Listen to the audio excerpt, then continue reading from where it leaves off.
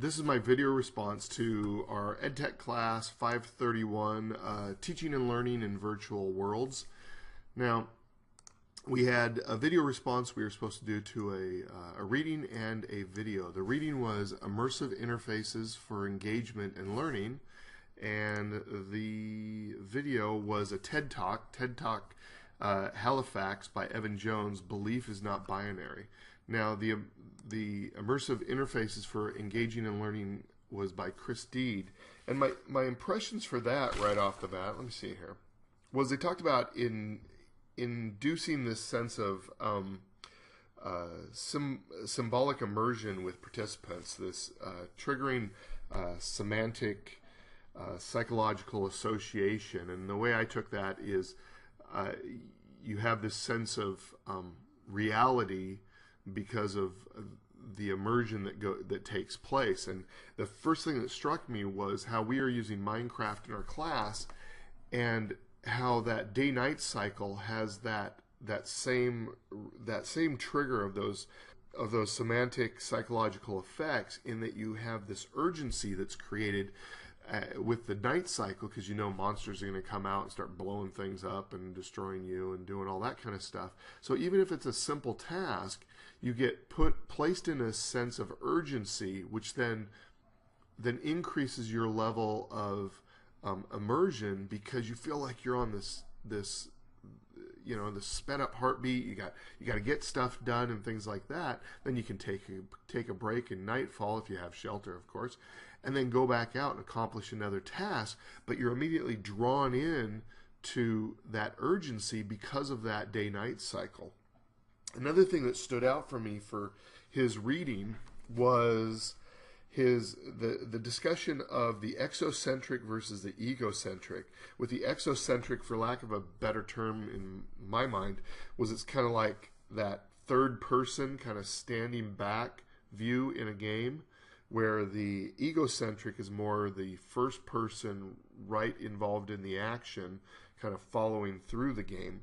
And talking about how they both had different outcomes. The exocentric was more, you're able to look at the broader picture and get more symbolic meaning and insights out of what you're seeing, where the egocentric was more directed, it was more immersive, and had that result. And that reminded me of discussions we'd had of synchronous versus asynchronous with discussions, whether like on a discussion board being asynchronous, that it afforded more thoughtful responses and answers from students because they had time to think about it, where a synchronous response in kind of an IM or chat served a slightly different purpose, in that it built community better because people had more of a one-to-one dialogue getting to know each other.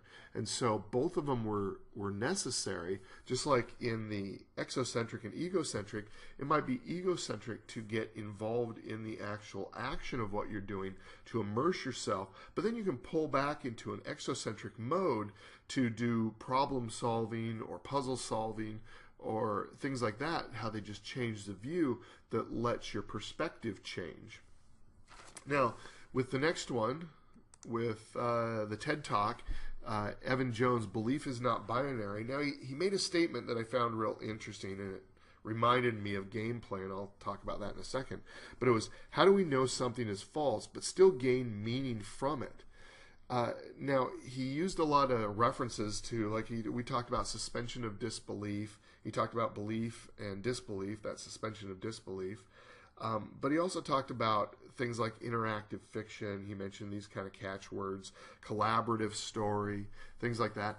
And these weren't new words to me, just for the sake of my gaming background in being a long-time tabletop gamer, not just a video gamer, but things with doing role-play games and LARPs, or live-action role-play games. But it all started way back in the 70s with playing D&D, where you had a dragon master, and they were the person that kind of presented you with the story.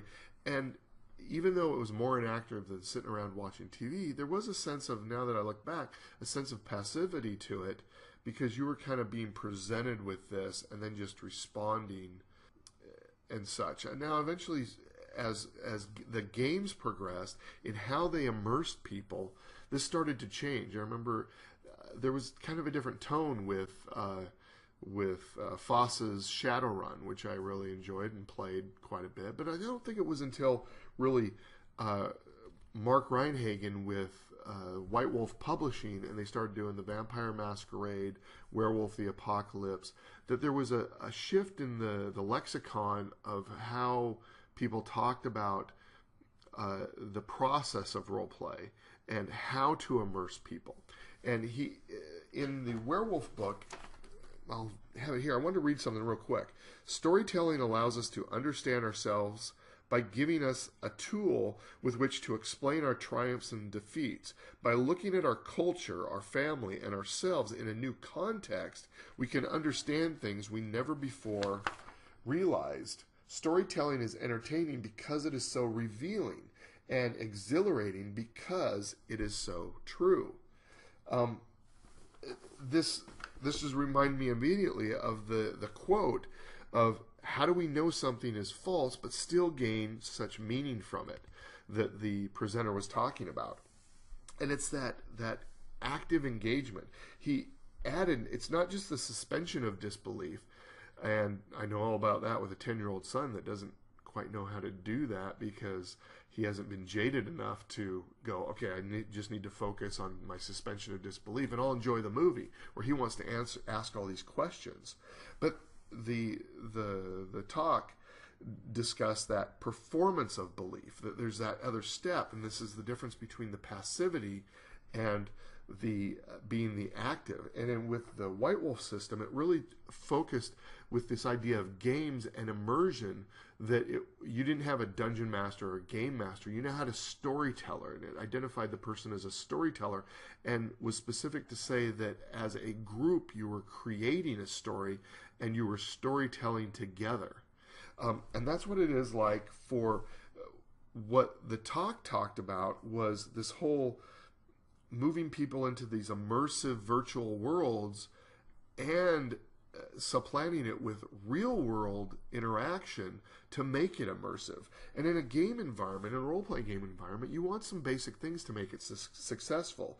You want to have a safe environment so people feel that they can express themselves. You want to have artifacts that people can identify with and see and touch and connect with. You want to have immediate outcomes so people feel like, oh, I've reached an immediate accomplishment. And you want to have active participants. With this immersive educational storytelling, you get that same kind of thing. And you have the safe environment, the artifacts, the immediate outcomes, the active participants. But I think it's key that this happens, especially the safe environment. It happens because of the ability, the pervasive technology that is now out there, that it becomes more accepted. You see people all the time walking around with an earbud in and talking to themselves. 20 plus years ago, people would have thought, why are they talking to themselves? It's just odd. But now it's kind of a moray that's okay. And if people are animated about their discussion, that's fine. And people wouldn't realize that they're actually playing a game and interacting that way. And so that's some things that really stood out for me, is the ability for this pervasiveness of technology in education and in our real life world that makes this possible to do this kind of education and this kind of immersive experience for learners. So, and that reminded me of, I saw that the video linked me to another video that I thought was also interesting that you might check out. It's another TED Talk. It's TED Talk Salt Lake City by Jeff Parkin on the future of story, which links in well with the whole idea of belief is not binary. And I guess my dog came in to say goodbye. So thanks very much.